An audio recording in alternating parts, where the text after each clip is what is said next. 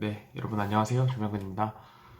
여러분 연휴 기간 잘 보내셨는지 모르겠네요. 저는 연휴 기간 동안에 어, 명절처럼 친척 집에 다녀왔어요. 그래서 마산, 경남 창원에 다녀왔고, 부모님도 뵙고, 또 같이 식사도 하고 뭐 이런 시간을 보냈습니다. 아주 즐거운 시간을 보냈고요. 책도 많이 읽고, 또,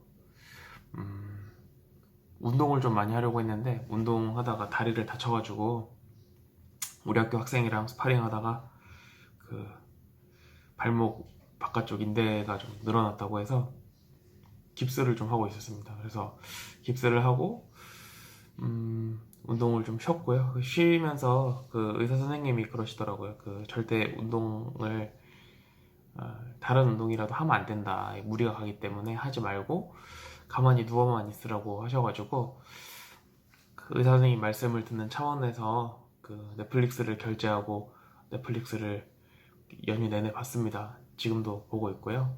그 인간 수업인가 봤는데 너무 재밌더라고요. 그래서 계속 그거 보고 있고 안에 따라서 부부의 세계도 조금 보고 그러면서 시간을 보냈습니다. 그리고 이제 연휴 기간에 책도 많이 읽었는데요. 그 제 친구 중에 구글에서 일하는 엔지니어인 친구가 있어요. 친구가 저희 집에서 지지난 중간 한 몇 주 전에 자고 갔는데 그때 이제 와서 여러 가지 이야기들을 했거든요.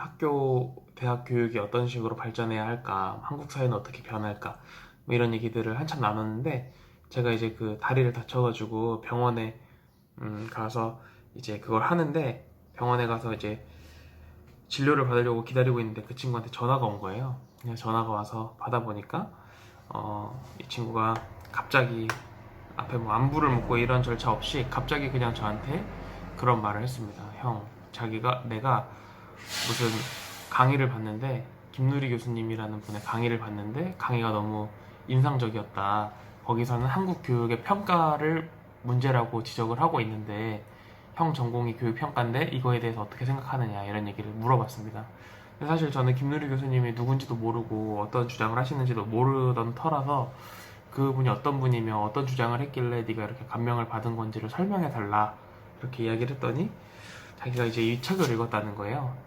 이분이 이제 그 차이나는 클래스라고 그 JTBC에서 하는 프로그램 있죠. 거기에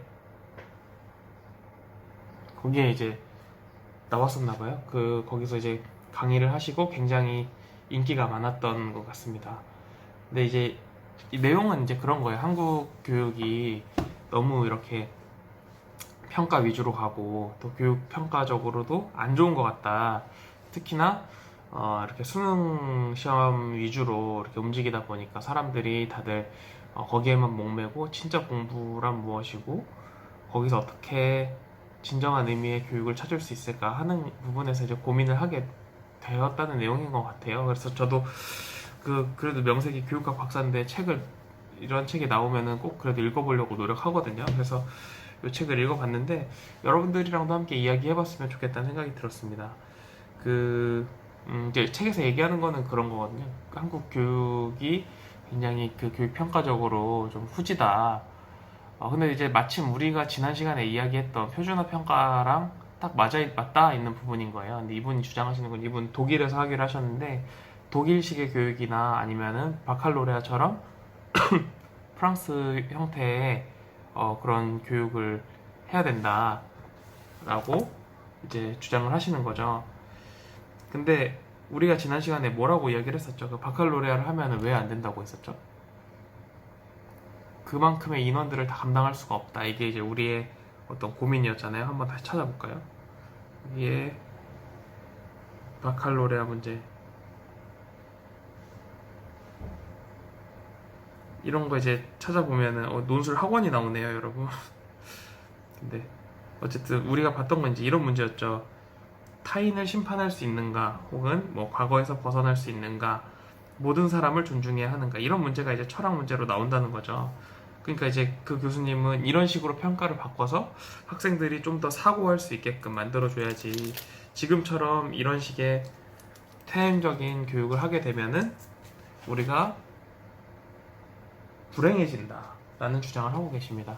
근데 저는 그 주장에 이제 동의하지 않고 이분은 어쨌든 한국의 교육 평가가 바뀌면은 한국의 교육이 바뀔 것이다 이렇게 주장하고 계신 거죠. 교육 평가가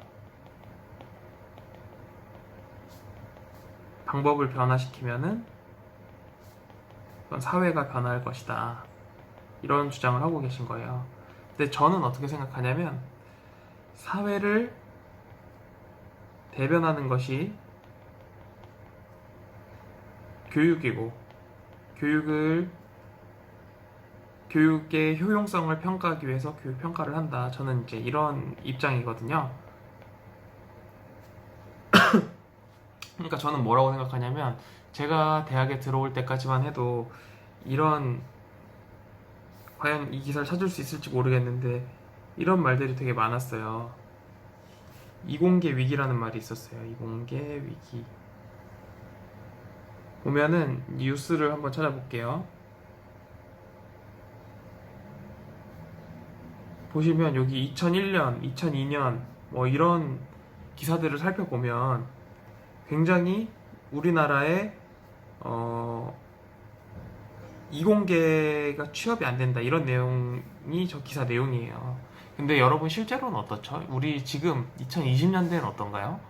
이공계가 최고로 취업이 잘 되는 학과죠. 뭐 의대, 뭐 치대, 한의대, 뭐 의치한이라고 하죠. 이런 대학 빼고 그 외에 일반적인 학과들 중에서는 오히려 경영학과나 경제학과나 이런 데보다 훨씬 더 좋은 그런 취업률을 자랑하죠. 물론 우리 유아교육과를 따라올 수 없겠습니다만은 그래도 공대도 취업이 잘 되는 부분이고 되게 임금도 높고 그렇게 알려져 있죠.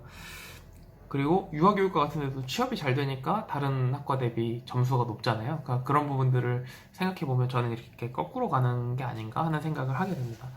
그 지난 독서 모임 때 누가 이 책을 읽고 나오셔가지고 그때 이제 저도 관심이 있어서 구입을 했어요. 구입을 하고 저도 읽어보고 제 생각을 정리해서 이제 한번 토론을 해볼까 하는 생각을 가지고 있습니다. 여러분 그리고 이거 아세요?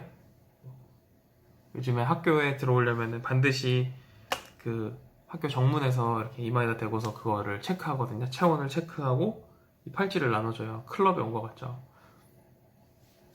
그 이태원 클럽에 들어간 사람들 때문에 뭐 방역에 구멍이 나서 지금 했는데 팔찌, 이 시국에 팔찌를 나눠주시는 걸 보고 재밌었습니다.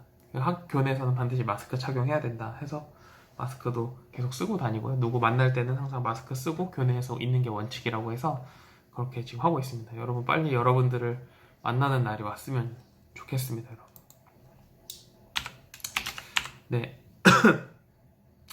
어쨌든 그 지금까지 한 얘기는 지난 시간에 대한 복습이었죠. 이렇게 어려운 시험들을 내면은 시험을 채점하기가 어렵다. 그리고 여러 사람이 시험 보기가 어렵다.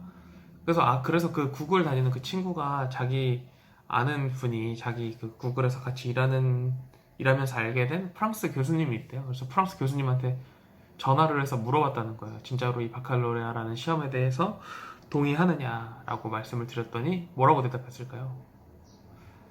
그 교수님은 이렇게 말씀하시더래요. 바칼로레아 시험 때문에 프랑스 학생들이 도전 정신이 사라졌고 그 다음에 뭔가 공부를 열심히 해야겠다 이런 생각이 없고 오히려 높은 성취를 방해하고 있다 이렇게 대답을 하시더라는 거예요. 자기는 되게 혼란스러웠다 여러 가지 면에서. 뭐 이 책에서는 그게 교육 문제 때문이라고 하는데 그분도 알고 있는 프랑스 교수님한테 물어보니까 또 그건 아니라고 하고. 여러분 그런 것들이 나오는 걸로 봐서 조금 여러분 소음 때문에 잠깐 창문을 닫겠습니다.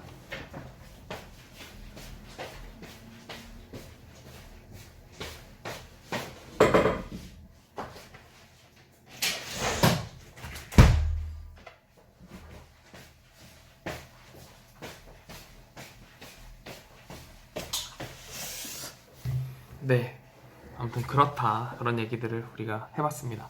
오늘은 이제 실제로 문항을 어떻게 작성하는가 대한 내용을 배워보도록 하겠습니다. 오늘부터는 문항 작성에 대해서 배우는 시간을 가지도록 하겠습니다. 어떤 내용이냐면 여러분들이 실제로 교사가 되었을 때 어떻게 문제를 내야 하는가, 어떻게 문제를 내야지 좋은 문제를 낼 수 있고